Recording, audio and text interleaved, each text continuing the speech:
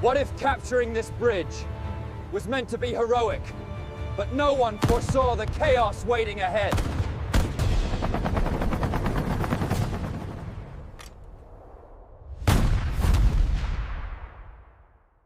September winds howled across the open sky as the 82nd Airborne prepared to jump behind enemy lines. No one said a word, but every man felt the weight of what was coming. Their mission, secure a strategic bridge deep in hostile territory, could change the course of the entire war. As the red light over the plane door flickered, hearts pounded, and just before the jump master shouted the order, something unexpected appeared below them, a sign the mission might already be compromised. What they saw next would shake every soldier on that aircraft. The moment the paratroopers dropped into the night, they realized something was wrong. The ground below wasn't silent. It was moving. Enemy patrols were already sweeping the landing zone, far too prepared for an operation that was supposed to be secret. Private Mason hit the dirt first, hearing whispers in a language he didn't recognize getting closer, fast. He signaled the others, but before they could regroup, a single flare shot into the sky, turning night into daylight. And what it revealed proved the enemy had been waiting for them all along. Mason crawled to the tall grass, heart pounding against the mud-soaked earth. The flare's harsh glow faded, plunging the drop zone back into darkness, except for the distant rhythm of enemy boots closing in. He spotted Sergeant Doyle signaling from behind a broken stone wall, the remnants of an old farm boundary. But as Mason approached, he discovered why the sergeant wasn't moving. A thin wire stretched across the ground, almost invisible, leading toward a cluster of metal stakes. A hidden German defensive line, packed with explosives, and the enemy patrol was walking straight toward it. Mason froze, his breath turning to steam in the cold night air as the German patrol stepped closer to the tripwire. Sergeant Doyle mouthed a single word: "Don't." One wrong move, and the entire field would erupt. Mason could hear the metallic click of enemy boots, the rustle of gear, the whispered commands in the darkness. He had only seconds to decide: warn the enemy and risk revealing their position, or stay silent and let fate decide. Then a boot heel brushed the wire. The wire snapped with a faint metallic ping, just loud enough for every soldier on that field to hear it. Mason felt the ground tremble beneath him as a chain of buried charges detonated in a violent shockwave. Fire and dirt erupted into the night sky, blinding everyone in an instant. German soldiers were thrown backward, silhouettes swallowed by smoke and dust. Mason shielded his face as debris rained down, knowing an explosion had just given away their position. And through the swirling smoke, he saw shapes moving fast directly toward them. Mason and Sergeant Doyle scrambled behind the broken farm wall, as the smoke thinned just enough to reveal the truth. They were surrounded. German reinforcements advanced from 3 directions, boots stomping to mud, rifles glinting in the fading firelight. The paratroopers had landed miles off target, and now they were trapped in enemy territory with no radio, no support, and dwindling ammunition. Doyle whispered, "We hold or we die." But as Mason checked his weapon, he noticed something else. A shadow slipping behind them from the direction they thought was safe. Mason spun around, ready to fire, but the shadow raised both hands. A lone British recon soldier stepped into the faint moonlight, uniform torn, face smeared with mud and smoke. He whispered urgently, "You're in the wrong field. Yanks, this whole sector is crawling with Krauts." Before Doyle could respond, rifle fire cracked overhead, forcing them all to duck behind the wall. The Brit pointed toward a narrow path cutting through the trees. "If you want to live, follow me." But the route he offered led deeper into enemy territory, straight toward the fortified bridge. The small group moved like shadows through the dense forest, every crack of a branch underfoot sounding like a gunshot. Mason's heart pounded as he counted the steps between himself and the nearest patrol. The British recon led them along a barely visible trail, avoiding searchlights and snipers perched in ruined farmhouses. Each man knew one wrong move could trigger a firefight that none would survive. Yet ahead, through the fog, a faint outline appeared, a bridge stretching over a river, heavily guarded, the key to the mission and their only way out. But the question lingered. Could they take it without being seen? As they crept closer to the bridge, the quiet night shattered. A lone German sentry spotted a shadow moving across the riverbank and shouted in alarm. Mason froze, feeling the weight of the entire patrol's gaze on him. Bullets ricocheted against nearby trees, and the paratroopers hit the mud, instinctively returning fire. The recon soldier hissed, "We have to move, now." Every second counted, and each heartbeat risked giving away their position. But through the chaos, Mason spotted an opening, a narrow gap in the enemy lines. Could they slip through before the reinforcements closed in? Mason led the way through the narrow gap, each step a test of nerves. The bridge loomed ahead, heavily guarded.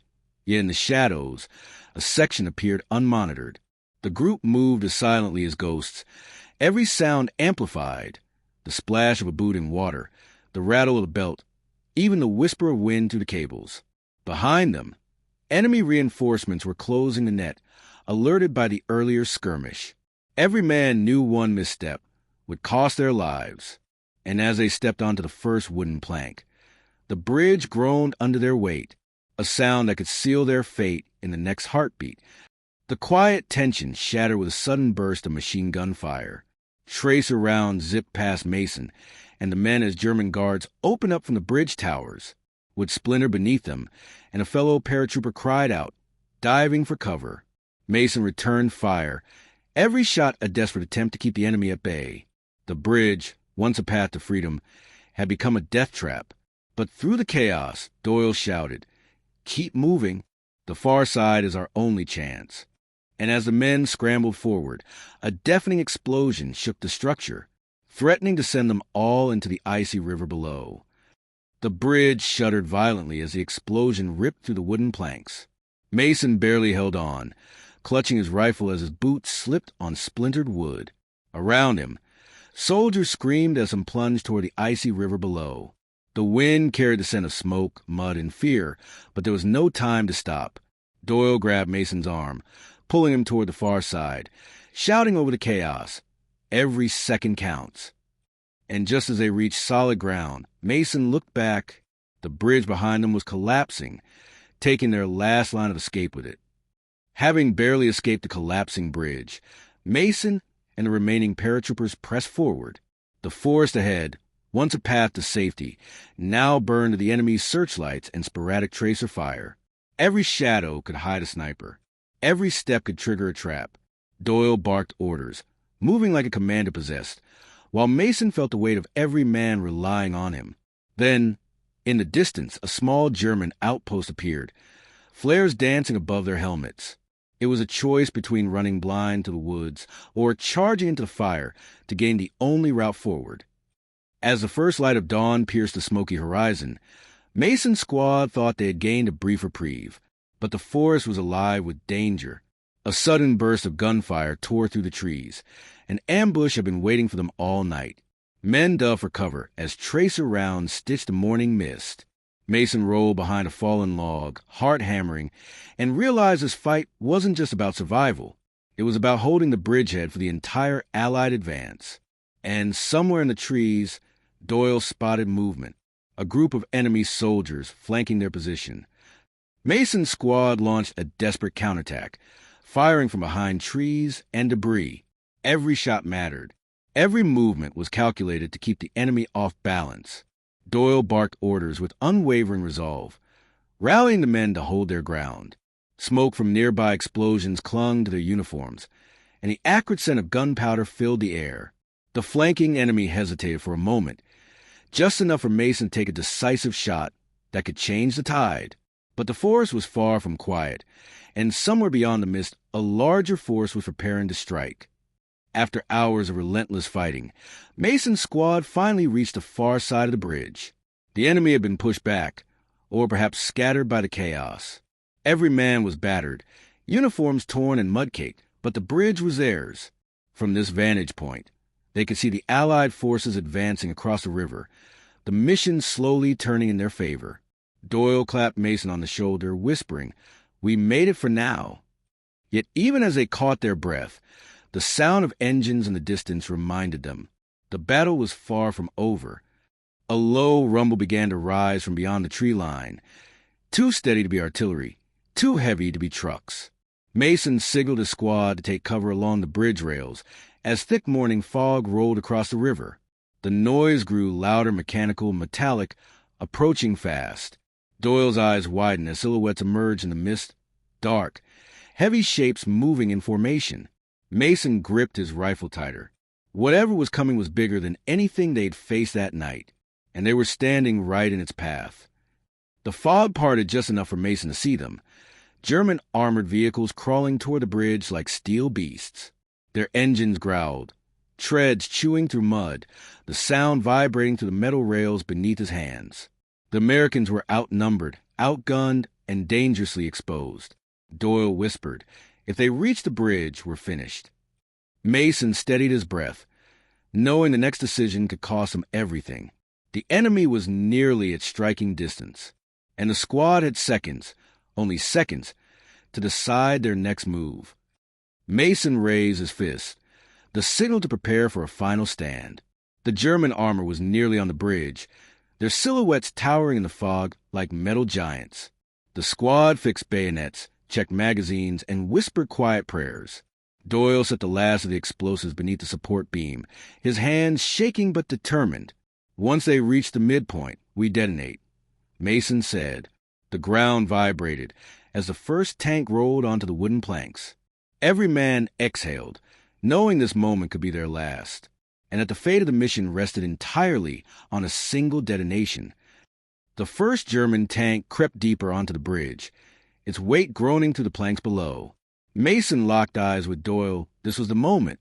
Doyle pressed the detonator, and for a split second, nothing happened. Then a thunderous explosion ripped through the river valley, shattering wood, steel, and silence.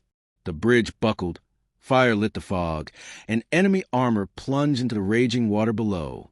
The shockwave knocked the squad off their feet, but as the smoke drifted away, Mason realized they'd done the impossible. The enemy advance was stopped. Heroes aren't born. They rise in the moments when everything seems lost.